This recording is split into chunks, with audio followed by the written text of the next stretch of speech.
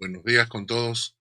Seguimos nuestro estudio secuencia de los salmos y el día de hoy nos toca el Salmo 57. Y es interesante porque en los últimos salmos hemos visto cómo David sigue haciendo salmos, sigue componiendo canciones, a pesar de que capítulo tras capítulo se repite que está siendo perseguido por Saúl.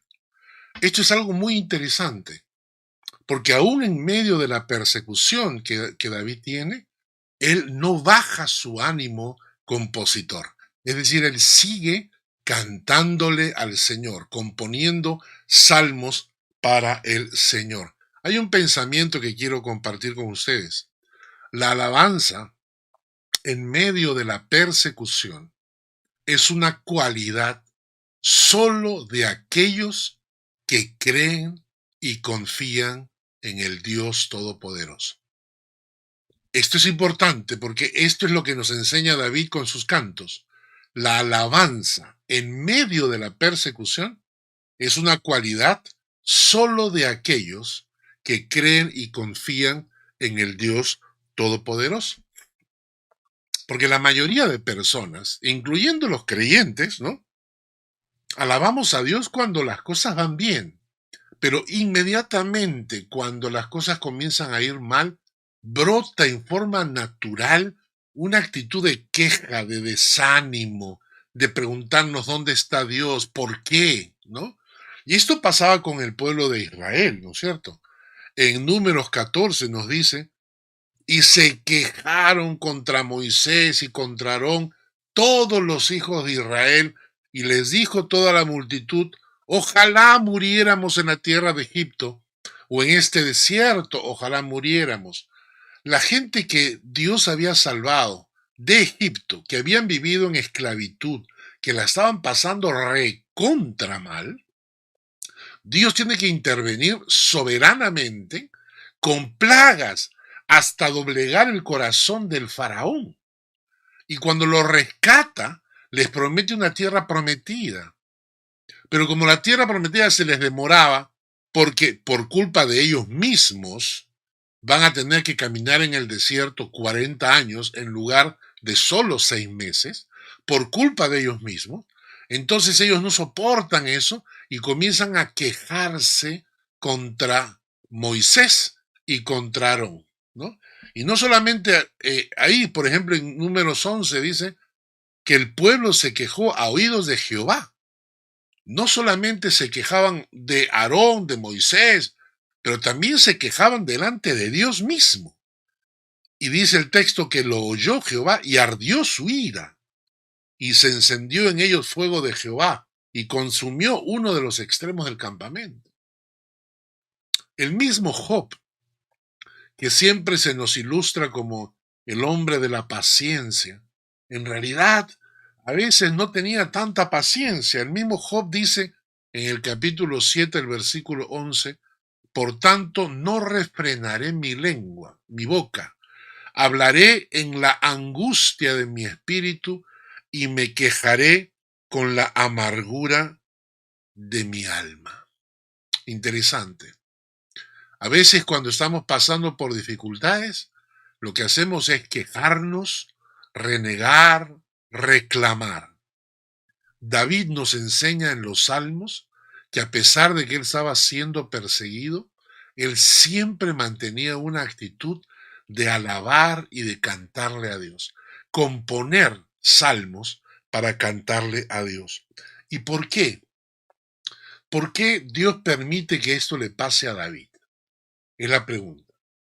¿Por qué si Dios lo había elegido para ser rey, Dios no interviene en forma soberana y en forma justiciera y en forma de un rayo destructor y mata a Saúl y de una vez coloca a David como rey? Porque este proceso de persecución de David está trabajando su corazón. Dios está preparando el corazón de David para ser un buen rey, para ser un hombre que sirva a Dios. Entonces, las pruebas y las tribulaciones es porque Dios estaba preparando el corazón de David. ¿Te has preguntado para qué te está preparando Dios? De repente, tú eres uno de ellos que pasan dificultades, pasan tribulación y esto no se acaba. Y entonces tienes que detenerte un día y en lugar de quejarte, decirle, Señor, ¿para qué me estás preparando? ¿Para qué me estás preparando? Ahora bien, vamos a entrar ya a estudiar el Salmo, pero antes de eso, les recuerdo que hemos estado estudiando los últimos salmos y que cada uno de estos salmos venía con un contexto. Es decir, en el mismo título se explica el contexto en el cual el salmo fue escrito y esto nos ayudaba a entender la historia. En el Salmo 51 nos hablaba de cuando David cayó con Betsabé y el profeta Natán le llama la atención. En el Salmo 52 nos dice cuando Doeg Edomita lo acusa delante de Saúl cuando el sacerdote Aitofel le brindó ayuda. En el Salmo 54 nos cuenta cómo los que vivían en Sif, los sifeos, van y le dicen a Saúl que David estaba escondido en su tierra. En el Salmo 56 nos cuenta cuando David se esconde en tierra de los filisteos, en tierra de Gat, y los mismos filisteos se dan cuenta que David está en medio de ellos y David se hace loco. Y ahora el Salmo 57 nos habla de cuando Saúl perseguía a David y David tiene que huir a una cueva, ¿no? Vamos a ver de qué cueva se trata, pero lo que quiero que entendamos es esto. Para entender la palabra, necesitamos conocer el contexto. David se ha preocupado en cada salmo de mostrarnos que hay un contexto detrás del salmo, como para decirte, necesitas conocer un poco la historia para comprender mejor el salmo que estás leyendo. Y cuando queremos comprender la palabra de Dios correctamente y no dejarnos engañar, tenemos que estudiar la palabra concienzudamente. Tenemos que estudiar la palabra sistemáticamente, responsablemente. Esto no se logra, como muchos cristianos creen, con estudios superficiales o eventuales a vuelo de pájaro del texto bíblico. Mucha gente cristiana agarra su Biblia, la abre, lee un poco y piensa que con eso ya está aprendiendo mucho de la palabra de Dios. No es así. No es así. Los estudios bíblicos esporádicos, eventuales, no te alimentan correctamente porque no te dan toda la información bíblica que necesitas saber. Necesitamos estudios sistemáticos. Necesitamos amar la palabra así como amamos a Dios. Y recuerden que el engaño de los últimos tiempos es profético. Mateo 24:24 nos dice, porque se levantarán falsos cristos y falsos profetas y harán grandes señales y prodigios, de tal manera que engañarán, si fuere posible, aún a los escogidos. ¿Te consideras tú un escogido de Dios? ¿Te consideras tú un hijo de Dios? Pues bien, el diablo va por ti. El diablo va por ti. ¿Y cómo lo va a hacer? Por medio del engaño. Mateo 24 nos menciona 4 veces la palabra engaño, que seremos engañados. En los últimos tiempos seremos engañados. Se lo decía yo al hijo de una amiga mía, que se está metiendo en unas doctrinas extrañas, unas teorías conspirativas, una distorsión de la Biblia. Y entonces le decía yo, entiende que en los últimos tiempos el engaño se va a proliferar. Y para que no te engañen, necesitas conocer la palabra profundamente. He tenido en la iglesia, una de las iglesias de nosotros, he tenido 2 casos, 2 muchachos jóvenes, uno de 18, 19 años, creyente, o por lo menos dijo ser creyente hace quizás unos 3 años atrás, y otro muchacho igual, de 3, 4 años de creyente. Y los dos se metieron en unas doctrinas extrañas. Y cuando nos sentamos a conversar, yo les dije, entiende, yo estudio la palabra hace 40 años. Y ellos me dijeron, puedes estar equivocado. Yo le dije, ¿tú crees conocer más de la palabra de Dios que yo? Y él me dijo, sí. Esa soberbia, esa pedantería, basada en la ignorancia de la Escritura, hace que mucha gente en los últimos tiempos serán engañados. Por lo tanto, yo les recomiendo, siguiéndonos la enseñanza de la profecía, que ustedes se preparen en la palabra de Dios en forma sistemática, responsable, disciplinada, para que no se les pierda ningún tipo de información que les pueda servir a la hora de estudiar la palabra de Dios. Ame a Dios y ame la palabra de Dios. Y si tiene un estudio bíblico, sea responsable y asista y escuche y participe y tome notas y tome apuntes. Hace unos días atrás, una amiga mía muy querida preguntó y me dijo, Carlos, ¿y qué hay sobre este tema? Ta, ta, ta, ta, ta. Y yo le dije, ¿no escuchaste el estudio que di sobre ese tema? Ay, no, se me pasó. Estaba haciendo otras cosas. Entonces le tuve que mandar una copia del estudio para que lo vuelva a escuchar. Ya lo habíamos tocado, ya lo habíamos enseñado, pero a ella se le pasó. Eso es lo que ocurre cuando estudiamos la palabra en forma eventual. ¿Ok? Sirva esto como introducción, ¿no?, de lo que estamos hablando. Y ahora sí, nos vamos al título del Salmo 57, que empieza diciendo al músico principal, o sea, David lo está escribiendo esta canción, está componiendo este salmo y se la manda al director del coro, ¿no? Sobre no destruyas. No destruyas era un canto, una canción, y entonces lo que David dice, este canto, este salmo, cántenlo con la música de esa canción que se llama No destruyas. Mictam de David, ya hemos visto que esto significa salmo de instrucción, esto es una enseñanza para la vida, por eso David dice esto es un mictam, una enseñanza para la vida, y termina diciendo, cuando huyó de delante de Saúl a la cueva. Cuando huyó de delante de Saúl a la cueva. Hay dos oportunidades en que David se esconde en una cueva. En una de ellas es cuando está saliendo, huyendo de Gat, de los filisteos, y se esconde allí y vienen familiares, amigos, gente afligida, y se juntan a él cerca de 400 hombres. Pero el Salmo 57, por el contexto y por el texto escrito, nos hace pensar que no se trata de esta oportunidad, sino que se trata de una segunda oportunidad en que David se escondió en una cueva. Y eso lo encontramos en Primera de Samuel, capítulo 24, versículos 1 al 3. Dice el texto, cuando Saúl volvió de perseguir a los filisteos, le dieron aviso diciendo, he aquí David está en el desierto de En-Gadí.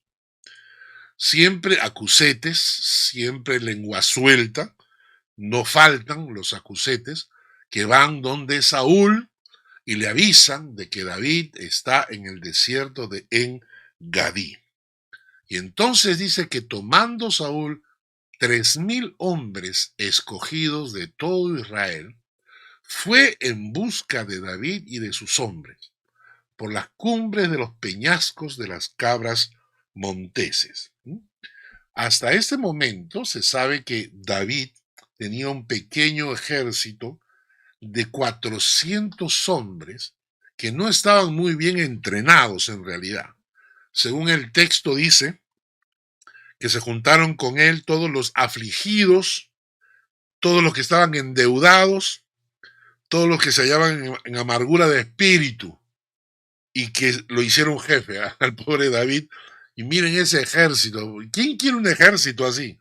Un ejército de afligidos, endeudados y amargados. Y entonces ese era el super ejército de David, de 400 personas. Pero Saúl toma 3.000 hombres. ¿Y por qué? ¿Por qué Saúl toma 3.000 hombres? Porque conocía con quién peleaba. Peleaba con David, el que había matado a Goliat, pero sobre todo peleaba con un hombre a quien Dios le daba la victoria. Y entonces Saúl sabe que no solo se está enfrentando a David, pero se está enfrentando al Dios de David. Y entonces, buscando a una sola persona, es que Saúl utiliza un ejército de 3.000 hombres para buscarlo. Quiero que vean exactamente lo que pasa ahora. Es impresionante. Cuando llegó a un redil de ovejas en el camino, donde había una cueva, entró Saúl en ella para cubrir sus pies. Y David y sus hombres estaban sentados en los rincones de la cueva. David estaba escondido en esa cueva con sus hombres. Esos hombres que estaban listos a luchar por David. Estaban metidos en esa cueva. Y el pobre Saúl, sin saberlo, se mete a la cueva para cubrir sus pies. ¿Saben qué significa cubrir sus pies? Saúl iba a hacer sus necesidades biológicas, fisiológicas. Entonces, ¿por qué se le dice cubrir los pies? Porque en aquella época las personas llevaban capas para protegerse del frío, unas mantas. Y entonces a la hora de ponerse en posición de cuclillas, tiraban las mantas, su saco, su capa, los tiraban hacia adelante y cubrían sus pies. Entonces el pobre Saúl está en la cueva donde está David escondido y literalmente David lo tiene delante suyo con los pantalones abajo. Es decir, David puede de una simplemente degollarlo, matarlo y tomar su posición. Lo encuentra, o sea, estaba completamente en una posición incómoda e indefensa. Y entonces Dios se lo entrega literalmente. Dios se lo entregó, digamos, o le puso la posibilidad para que David pudiese ejecutarlo. ¿Lo va a hacer? ¿Va a matarlo David? ¿Va a aprovechar la circunstancia? ¿Matará David a Saúl y terminarán sus problemas? ¿Tomará el lugar del rey exhibiendo, por ejemplo, su cabeza en señal de victoria? Bueno, si quiere conocer la historia completa, léase todo el capítulo 24 de Primera de Samuel. Nosotros no lo vamos a hacer ahora. Pero en estas circunstancias es cuando David va a escribir el Salmo 57, perseguido por Saúl, pero sin embargo Dios lo pone en bandeja como para que David pudiese matarlo. Y entonces David compone el Salmo 57 y dice en el Salmo 57, ya entrando directamente al tema, Salmo 57, en el versículo 4, David dice: mi vida está entre leones. Estoy echado entre hijos de hombres que vomitan llamas.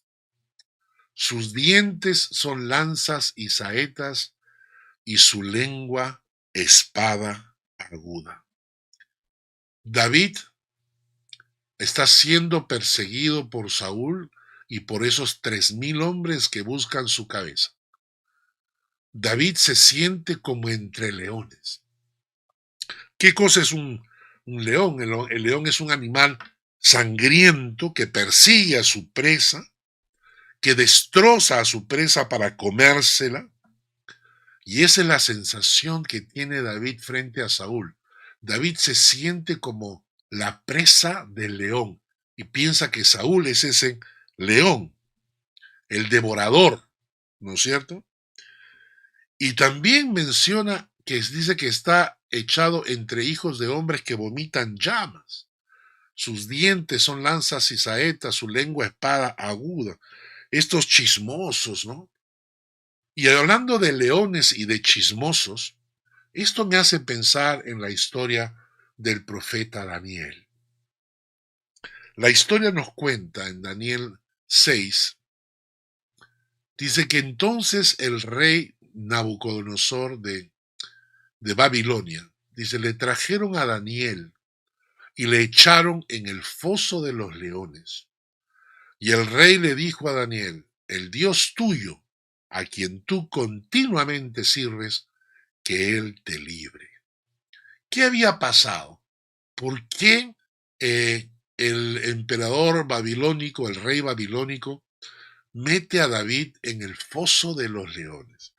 Según la historia, Daniel capítulo 6, versículo 7 nos dice, todos los gobernadores del reino, magistrados, sátrapas, príncipes y capitanes, han acordado por consejo que promulgues un edicto real y lo confirmes, que cualquiera que en el espacio de 30 días demande petición de cualquier dios u hombre fuera de ti, oh rey, sea echado en el foso de los leones.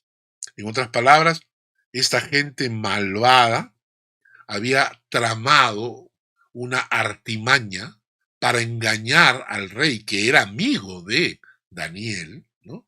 Y lo convencen al rey, le dicen, no, rey, lo que tienes que hacer es, tienes que promulgar un edicto real, de tal manera que cualquiera que en estos 30 días ore a alguien, a un dios fuera que no seas tú, que lo echen en el foso de los leones. El rey ni se da cuenta que está siendo manipulado. La gente lo que quiere es matar a Daniel. Y Daniel dice que cuando se entera, cuando Daniel supo que el edicto había sido firmado, entró en su casa y abiertas las ventanas de su cámara que daban hacia Jerusalén, se arrodillaba 3 veces al día y oraba y daba gracias delante de su Dios como lo solía hacer antes. Qué precioso ejemplo de Daniel, de un hombre de Dios que entra en su aposento para orar 3 veces al día. Y como lo dice el texto, oraba y daba gracias delante de su Dios. Era su costumbre. Ojalá tuviéramos nosotros esa misma costumbre. Nuestro pobre tiempo de oración, nuestro ridículo tiempo de oración, no se compara a estos hombres de Dios. Daniel oraba 3 veces al día, tenía su tiempo aparte para orar. Y entonces eso lo sabían los sátrapas que querían hacerle daño. Y entonces convencen al rey para que saque este edicto. Nadie puede orar a ningún dios que no sea al propio rey babilónico. Y entonces cuando Daniel se entera, ¿qué hace? Le importa un pepino, porque por encima de eso está su Dios. Qué interesante. Lo van a meter al foso de los leones por orar a Dios. Y no se preocupen, ya vendrán esos tiempos. Según la palabra de Dios, la persecución de la iglesia se va a intensificar en los últimos tiempos antes del arrebatamiento de la iglesia. Y entonces va a haber gente que van a ser encarcelados por orar a Dios. La pregunta es si tenemos la fe, si estamos preparados para soportar que nos metan en la cárcel, que nos metan en el foso de los leones por orar. Y si te enteras que meterte en el foso de los leones, que para meterte en el foso de los leones simplemente tienes que orar, la pregunta sería si tú estás dispuesto a seguir haciendo, seguir orando, o te vas a restringir, o te vas a esconder, porque tienes miedo del foso de los leones. David no tenía miedo. David sabía en qué Dios había confiado. Y David sigue orando. Y estos sátrapas van donde el rey y le dicen: ¡Hey, rey! ¿Tú sabes lo que está haciendo Daniel? Está orando, está orando. Y tú has sacado un edicto que el que ore a otro Dios que no seas tú, lo metan en el foso de los leones. El pobre rey se frustró porque Daniel era su amigo. Y dice el texto que lo metieron pues a Daniel en el foso de los leones. Y dice la historia: y fue traída una piedra y puesta sobre la puerta del foso, la cual selló el rey con su anillo y con el anillo de sus príncipes, para que el acuerdo acerca de Daniel no se alterase. Luego el rey se fue a su palacio y se acostó ayuno, sin comer. Ni instrumentos de música fueron traídos delante de él, y se le fue el sueño. El rey pues se levantó muy de mañana y fue apresuradamente al foso de los leones, y acercándose al foso llamó a voces a Daniel con voz triste y le dijo: Daniel, siervo del Dios Altísimo, el Dios tuyo, a quien tú continuamente sirves, ¿te ha podido librar de los leones?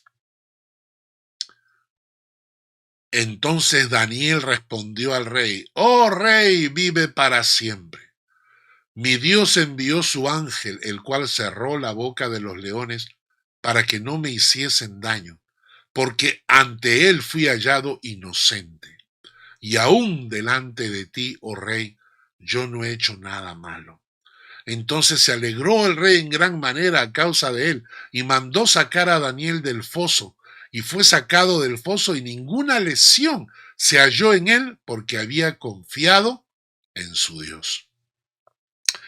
Y dio orden el rey, y fueron traídos aquellos hombres que habían acusado a Daniel, y fueron echados en el foso de los leones, ellos, sus hijos, sus mujeres, y aún no habían llegado al fondo del foso cuando los leones se apoderaron de ellos y quebraron todos sus huesos. Esto es lo que ocurre cuando se meten con los hijos de Dios. David en el Salmo 57 hace referencia y dice que yo me siento como entre leones. Y Daniel, por orar, lo metieron en el foso de los leones. Pero cuando tú tienes un Dios a quien sirves, tu Dios es tu protección. Me encanta la frase que le dijo, vamos a retroceder una diapositiva, en el versículo 20, el rey Nabucodonosor dice: Daniel, siervo del Dios Altísimo. Miren cómo lo llama. Siervo del Dios Altísimo. El Dios tuyo, a quien tú continuamente sirves, ¿te ha podido librar de los leones? ¿Podría decirse lo mismo de nosotros? ¿Podría la gente decir: Carlos, tú, siervo del Dios viviente, el Dios tuyo, el Dios que tú conoces y a quien tú continuamente sirves, ¿te ha podido librar de los leones? ¿Se dan cuenta cuán importante es ser un siervo del Dios viviente?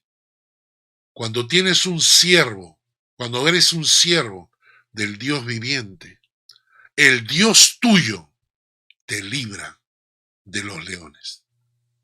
Que Dios bendiga su palabra. La segunda cosa que David menciona en el Salmo 57 es que esta gente que quería hacerle daño cayó en su propia trampa. El Salmo 57, versículo 6 dice: Red han armado a mis pasos, se ha batido mi alma, hoyo han cavado delante de mí, en medio de él han caído ellos mismos. Es exactamente la misma historia de Daniel. Estos hombres cayeron en su propia trampa. David es consciente de que Saúl lo ha estado persiguiendo y que Saúl le ha puesto trampas para apresarlo. Y sin embargo, ahora David tiene la vida de Saúl en sus manos. Saúl preparó la trampa para David y ahora Saúl está atrapado en su propia trampa. ¿Y por qué ocurre esto? Porque esa es la promesa de Dios para nosotros. El Salmo 25:15 dice: mis ojos están siempre hacia Jehová, porque Él sacará mis pies de la red. El Salmo 31:4 nos dice: sácame de la red que han escondido para mí, pues tú eres mi refugio. Y en el Salmo 141, versículos 8 al 10 dicen: por tanto a ti, oh Jehová, Señor, miran mis ojos, en ti he confiado, no desampares mi alma. Guárdame de los lazos que me han tendido y de las trampas de los que hacen iniquidad. Caigan los impíos a una en sus redes, mientras yo pasaré delante. Así es, a veces hay gente que quiere mentir, engañar a los jefes para que te quiten el puesto, quieren atraparte, tienden una red delante tuya para que caigas. Confiamos en que nuestro Dios nos cuida. ¿Y saben qué cosa? Que a veces ni te das cuenta de que Dios te está cuidando. A veces ni te das cuenta, porque Dios actúa librándote de esas trampas y de esas redes, y tú a veces ni siquiera te das cuenta. Recuerdo que estábamos en la casa de un amigo en Basel, en su departamento, mirando por el balcón, y abajo estaban haciendo una construcción. Y había uno de estos containers grandes de metal, esos que son creo que son 20 pies de largo, y una grúa. Lamentablemente la grúa no calculó bien, y los cables que agarraban el container estaban un poco inclinados. Es decir, que al momento en que la grúa levantó el container comenzó a pendular, hacer un movimiento pendular, ¿no? Y en ese momento en que el container se estaba moviendo, un auto pasa, ¿no? Un hombre que estaba en un auto con un teléfono pasa, ¿no? Justo por donde pasa el container. Y el container pasó, pero a centímetros del auto. Es decir, que ese container agarraba el auto y lo volteaba.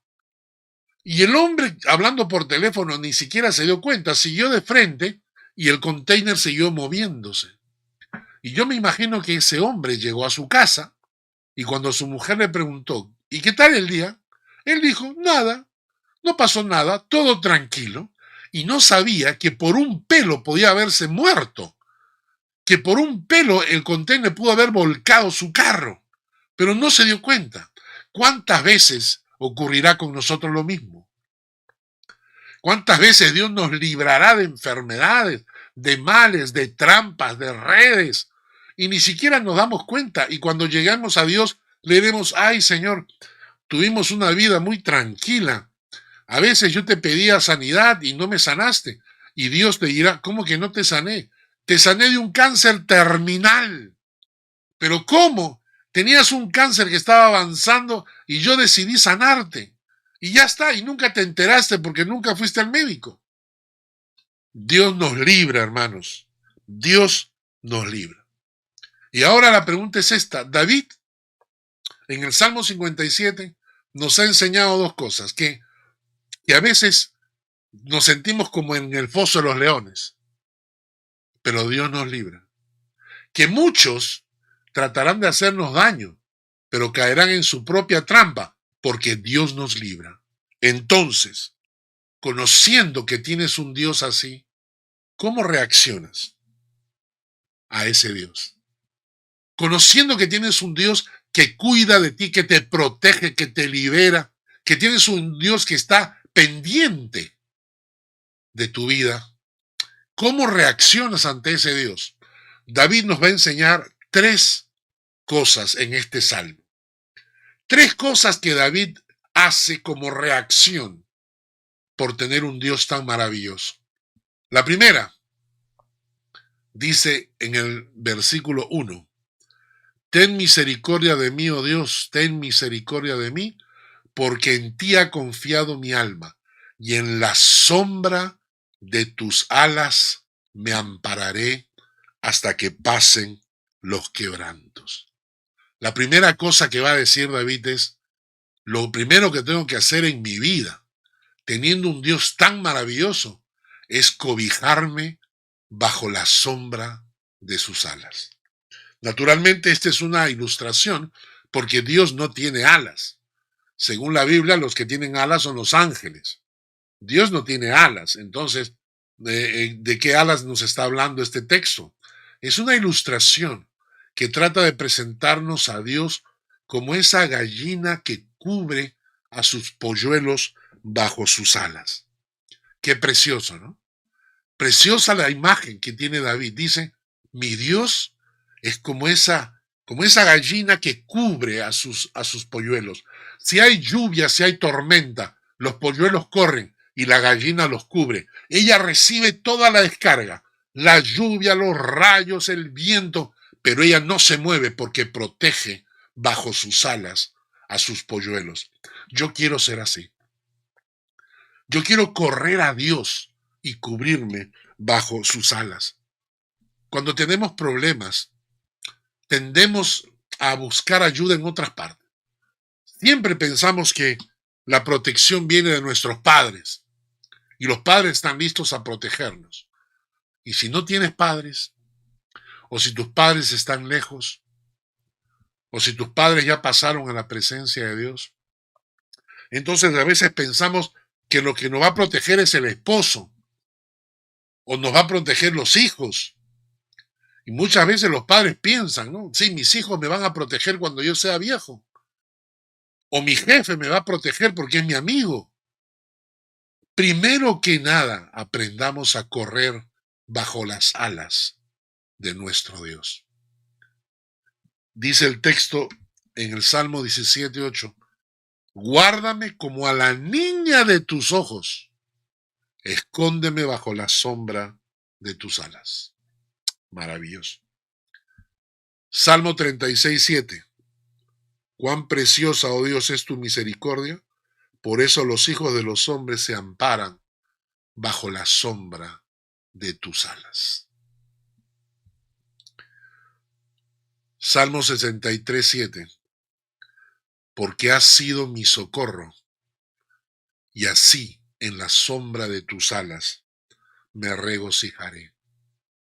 ¿Y hasta cuándo me regocijaré bajo la sombra de tus alas? ¿Hasta cuándo buscaré la cobertura de Dios? ¿Hasta cuándo buscaré cubrirme bajo la sombra de las alas de Dios? Dice el texto, hasta que pasen los quebrantos. Así es, no pierdas el ánimo, no te impacientes, guarécete bajo las alas del Señor hasta que pasen los quebrantos, porque los problemas y los quebrantos no son eternos. Todas las tormentas pasan, detrás de cada tormenta viene el sol. Hay que esperar a que pase la tormenta. Ten paciencia, porque Dios estará allí. Mientras estén los quebrantos, guarécete bajo las alas del Señor. En el Salmo 63, en el 2 de Samuel 22, 18 al 19 dice, me libró de poderoso enemigo y de los que me aborrecían, aunque eran más fuertes que yo. Me asaltaron en el día de mi quebranto, mas Jehová fue mi apoyo. Salmo 34, 18. Cercano está Jehová a los quebrantados de corazón y salva a los contritos de espíritu. Y el Salmo 147, 3. Él sana a los quebrantados de corazón y venda sus heridas. ¡Qué maravilla! En la sombra de tus alas, en la sombra de tus alas me ampararé. Esa es la primera cosa que David reacciona, ¿no? La reacción de su corazón en medio de la adversidad.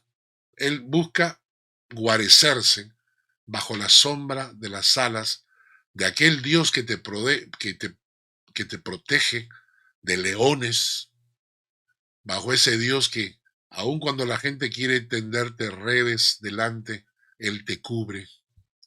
La segunda cosa que dice David en el Salmo 57, el versículo 2 y 3, clamaré al Dios Altísimo, al Dios que me favorece. Él enviará desde los cielos y me salvará de la infamia del que me acosa. Dios enviará su misericordia y su verdad. La segunda cosa es, primero te amparas bajo las alas del Señor. Y la segunda es, clamas. Y esto ya lo hemos visto, ¿eh?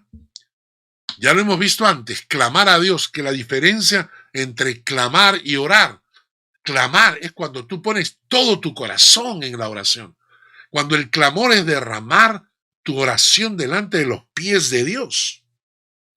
Eso es clamar. Y cuando nosotros clamamos, Dios está allí para responder. Y el mismo salmista dice, clamaré al Dios Altísimo, al Dios que me favorece, al Dios que me favorece. Qué interesante. Cuando vives bajo el favor de Dios. Según de Samuel 7:23 dice, ¿y quién como tu pueblo, como Israel, nación singular en la tierra, porque fue Dios para rescatarlo por pueblo suyo y para ponerle nombre y para hacer grandezas a su favor y obras terribles a tu tierra por amor de tu pueblo que rescataste para ti de Egipto, de las naciones y de sus dioses? Pero la gente dirá, un momento, este texto habla de Israel. Sí, pero ¿quién es el Israel espiritual actualmente? ¿Quién es el pueblo de Dios actualmente? La iglesia. Por eso el texto de 1 Pedro 2:9 dice, vosotros sois linaje escogido, la iglesia de Dios. Vosotros sois linaje escogido, real sacerdocio, nación santa, pueblo adquirido por Dios, para que anunciéis las virtudes de aquel que os llamó de las tinieblas a su luz admirable. Nosotros somos el Israel espiritual. Nosotros, la iglesia, es el pueblo de Dios actualmente que tiene el favor de Dios, porque es Dios actuando. Dios actuando. Clamaré al Dios Altísimo, al Dios que me favorece. Esta palabra, al Dios que me favorece, también se puede traducir como al Dios que me recompensa. En otro texto aparece como el Dios que me recompensa. Según de Crónicas 15:7. Esforzaos vosotros y no desfallezcan vuestras manos, porque hay recompensa para vuestra obra. Y en otro texto, o sea, en el mismo texto, pero en otra traducción, aparece al Dios que me brinda su apoyo. ¡Qué maravilla! Al Dios que me brinda su apoyo. Proverbios nos dice, fíate de Jehová de todo tu corazón. No te apoyes en tu propia prudencia. Es decir, apóyate, pero en el Señor. Versículo 6, reconócelo en todos tus caminos, Él enderezará tus veredas. No seas sabio en tu propia opinión, teme a Jehová y apártate del mal. ¡Qué maravilla! Dios es nuestro apoyo. Dios es nuestro apoyo. Dios es el que nos favorece. Dios es el que nos recompensa. Y por eso, en lugar de quejarte, clama. ¿A quién? Clama a Dios, que es tu apoyo. Clama a Dios, que te favorece. Clama a Dios, que es quien está a tu lado y te recompensa. No solamente, no te quejes, no te estés quejando. Aprende a clamar a ese Dios que está siempre para favorecerte, recompensarte, brindarte su apoyo. Y por último, la tercera cosa que nos enseña David está en el versículo 57, 7 del Salmo 57. Pronto está mi corazón, oh Dios, mi corazón está dispuesto, cantaré y trovaré salmos. Despierta, alma mía, despierta, salterio y arpa.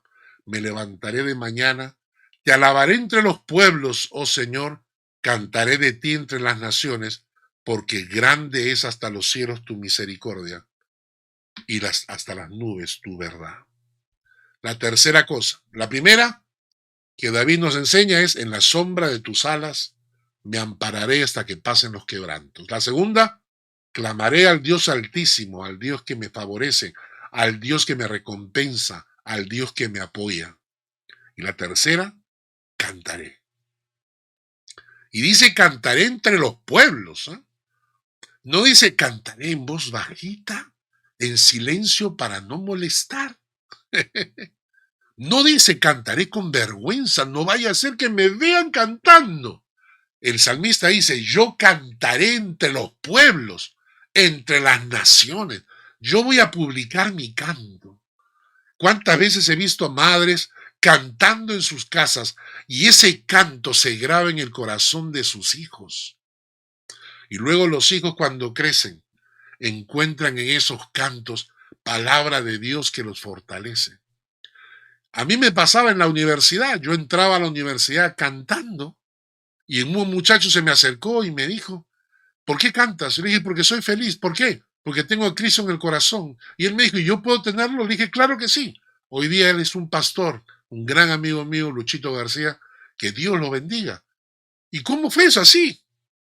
Entonces el canto, la alabanza, tiene que ser parte de nuestra vida cotidiana. Hermanos, no dedíquense a solamente orar e interceder por otra gente. Aprendamos a cantarle al Señor. Tome tiempo solamente para cantar y para alabar a Dios. Conviértase en un alabador. Los tiempos de canto y alabanzas no pueden limitarse solamente a la iglesia. No pueden limitarse solamente a la iglesia. Aprenda un instrumento, aprenda a tocar canciones.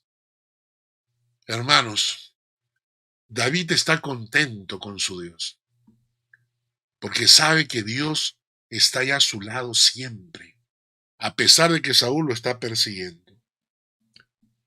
Cantemos entre las naciones y entre los pueblos. Terminamos el estudio de hoy repasando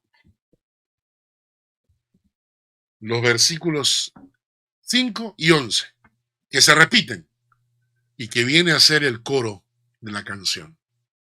Es decir, en el versículo 5, exaltado seas sobre los cielos, oh Dios, sobre toda la tierra sea tu gloria.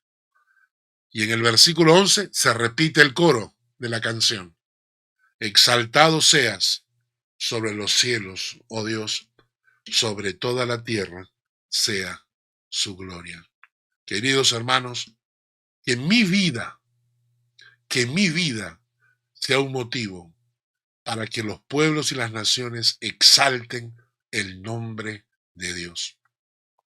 Que cuando la gente hable de mí, exalte el nombre de Dios y no insulte o menosprecie el nombre de Dios por mal testimonio.